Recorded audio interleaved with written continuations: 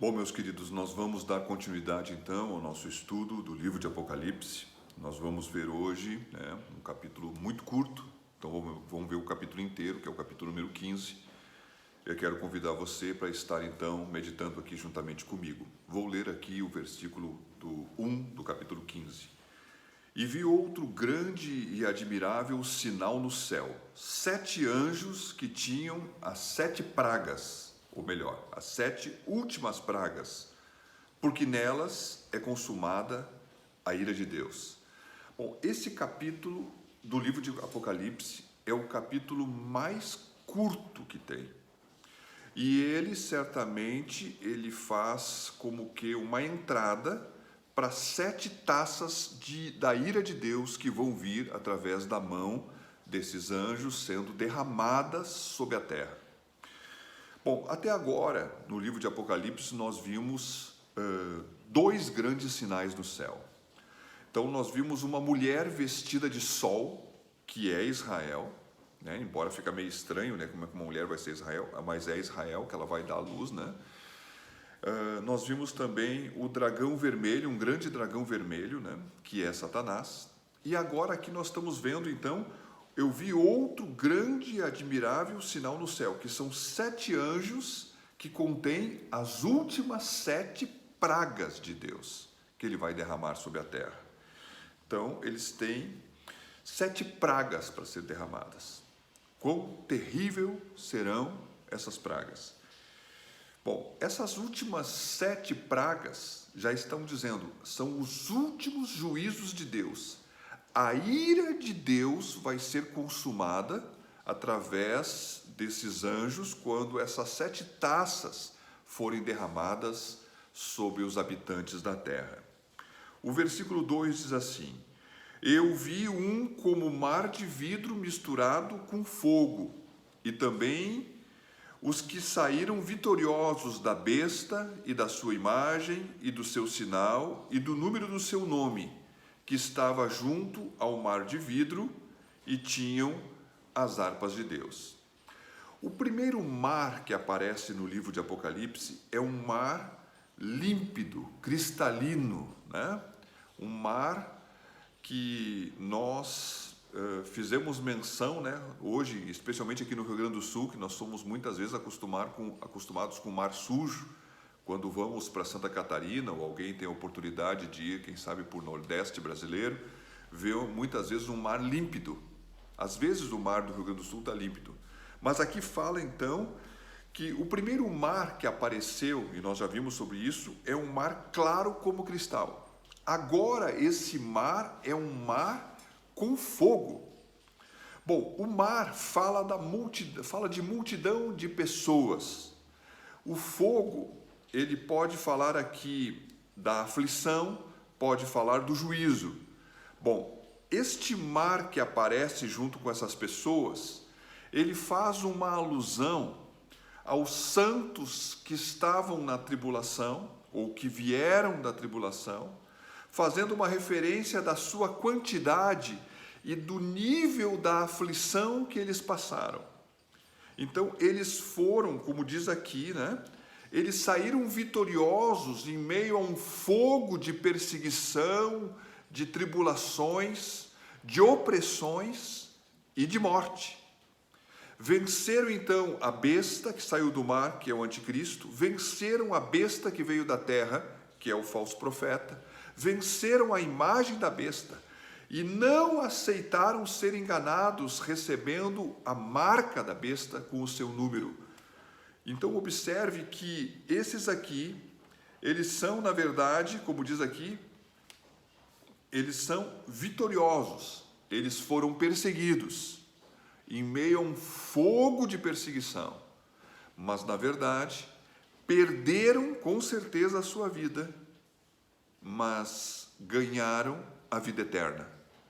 Eles estão então, eles recebem da parte de Deus harpas, instrumentos musicais, para poderem tocar e cantar o que vamos ver aqui no versículo 13, assim, ó. E cantavam o cântico de Moisés, servo de Deus, e o cântico do Cordeiro, dizendo: Grandes e maravilhosas são as tuas obras, Senhor Deus Todo-Poderoso. Justos e verdadeiros são os teus caminhos, ó Rei dos Santos. Bom, há uma menção que eles cantavam 2 cânticos, ou 2 músicas, ou 2 louvores, como instrumentos de adoração. Há o cântico de Moisés e há o cântico do Cordeiro. O cântico de Moisés foi cantado quando Deus deu a Israel uma vitória completa e total sobre os egípcios, quando eles tentaram passar o Mar Vermelho e foram subjugados, aonde Israel verdadeiramente se libertou inteiramente e Deus julgou inteiramente os egípcios naquele tempo. Bom, o cântico do Cordeiro está expresso nesse versículo e no posterior.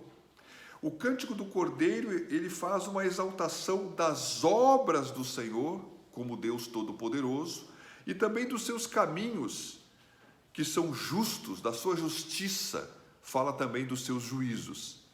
Falando isso, então, vamos ler o versículo 4. Quem te não temerá, ó Senhor, e não magnificará o teu nome? É uma pergunta. Porque só tu és santo, por isso todas as nações virão e se prostrarão diante de ti, porque os teus juízos são manifestos. Bom, quem não te temerá, ó Senhor? Meus queridos, o temor do Senhor é devido a todo homem. Nós vivemos um tempo muito difícil. Eu, como pregador, muitas vezes, quando olho uma palavra e busco inspiração de Deus, ainda que às vezes olhamos uma palavra que pode ser firme, aonde leva e busca confrontar os pecados dos homens, querendo levar os homens então ao arrependimento. Assim podemos ver a pregação de João Batista. Bom, João Batista já veio, já foi, Jesus veio e pregou o amor. Sim, Jesus pregou o amor, mas ele nunca deixou de esconder, ele nunca escondeu, na verdade, que nós devemos temer a Deus. Bom, temer a Deus, a melhor explicação eu vi na pregação de um pastor, já falei isso, quem sabe você já ouviu, vai ouvir de novo. Então, o temor do Senhor, nós poderíamos fazer uma vitamina, ou como alguns chamam, uma batida, né? Eu coloco então uma banana do medo, e eu coloco uma maçã do respeito. Eu bato o medo e o respeito, e sai o temor do Senhor. Bom, meus queridos, eu tenho respeito por Deus na sua presença. Eu tenho reverência quando estou diante dele, porque, como disse aqui, Deus deve ser temido porque ele é santo. Deus é santo. Então, na medida que eu me aproximo de Deus, eu devo ter uma reverência, porque Deus é santo e eu sou pecador. Eu só sou justo porque ele me justificou, porque eu não tenho obras de justiça para que possam me justificar. Eu não tenho mérito, o mérito é dele, por isso ele deve ser glorificado. Então, o temor do Senhor tem um respeito por Deus. Bom, mas ele tem a banana do medo. Bom, se eu não andar naquilo que eu devo andar, Deus, ele traz o juízo sobre aqueles que não andam e não andam justificados na sua presença. O medo é o medo do juízo. O temor do Senhor não é medo, mas ele é um medo respeitoso. Ele é um respeito temeroso. Observe então que o temor, quem não te temerá, ó Senhor? Porque Deus é santo. Bom, as nações devem temer e adorar a Deus, e como diz aqui, porque os teus juízos são manifestos. Meus queridos, não é correto nós pregarmos, e vou usar o mesmo exemplo da vitamina.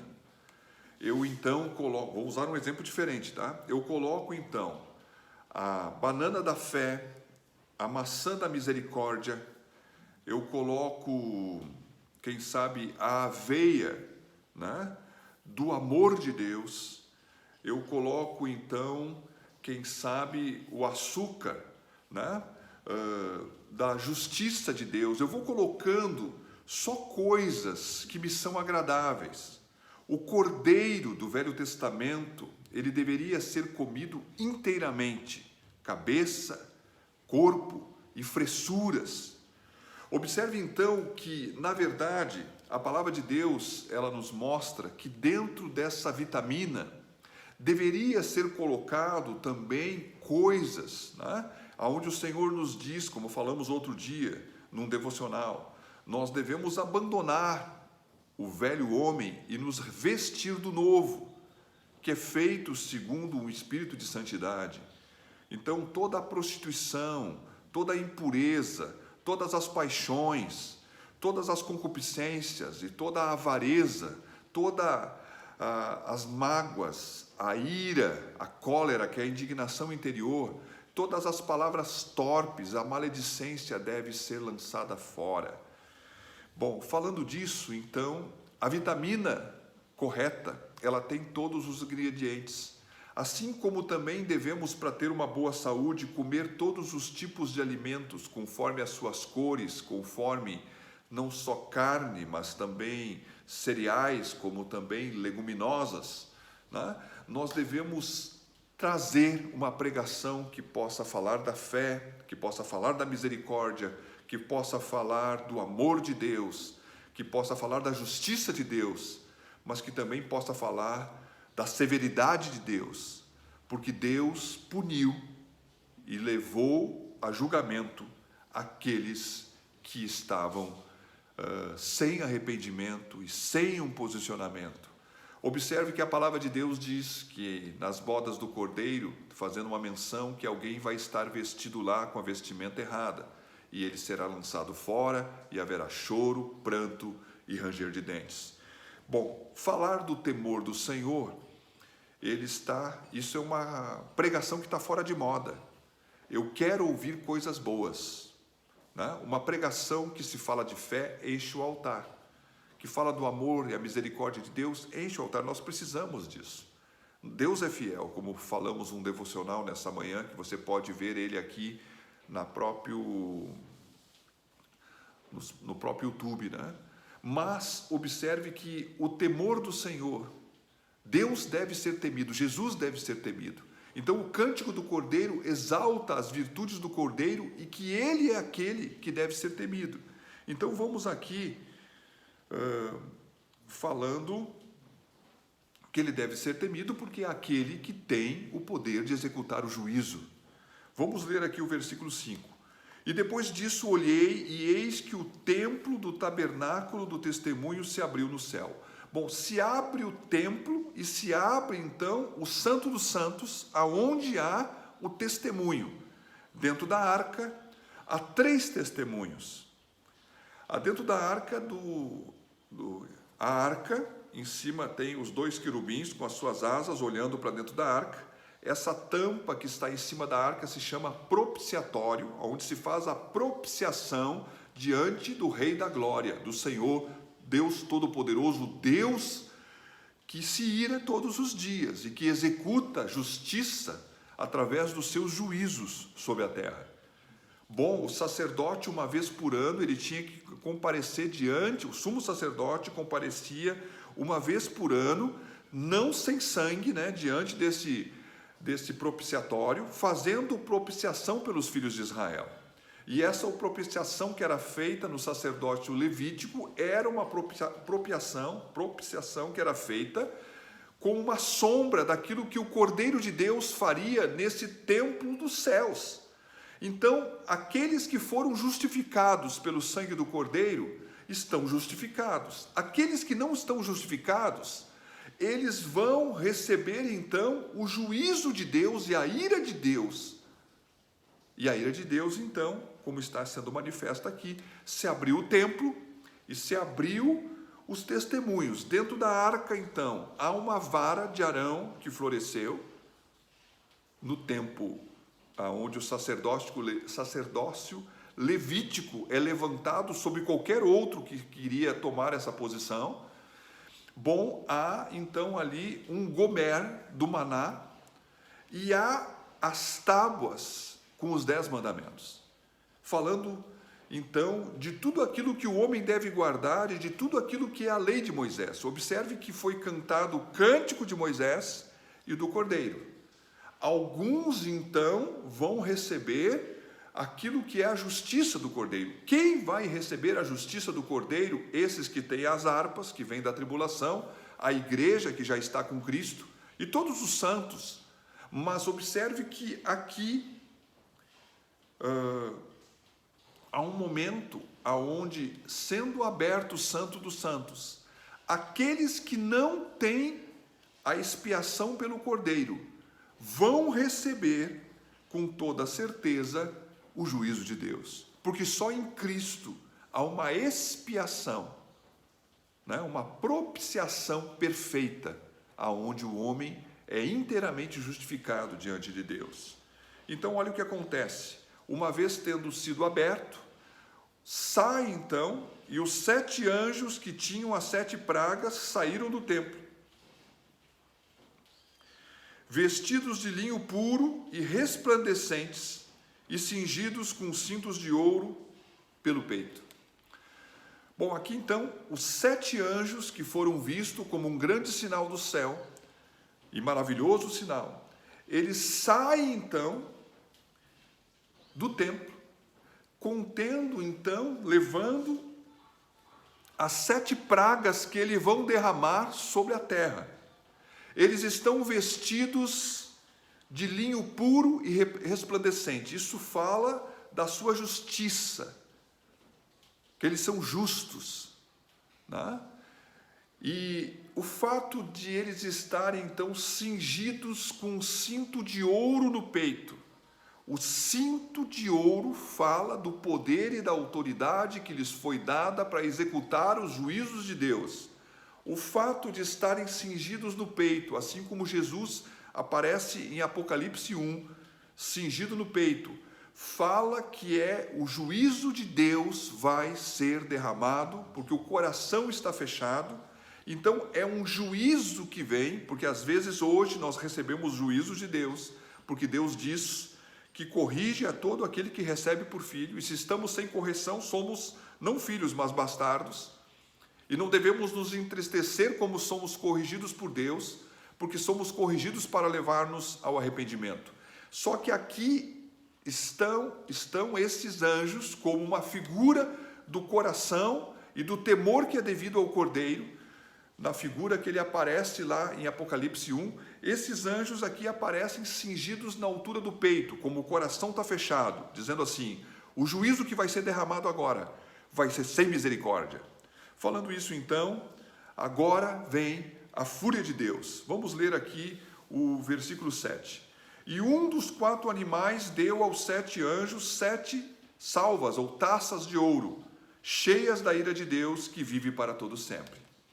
Nós vimos lá que os 4 animais, 4 seres viventes, eles convocam cada um deles um cavaleiro, dos 4 cavaleiros do Apocalipse.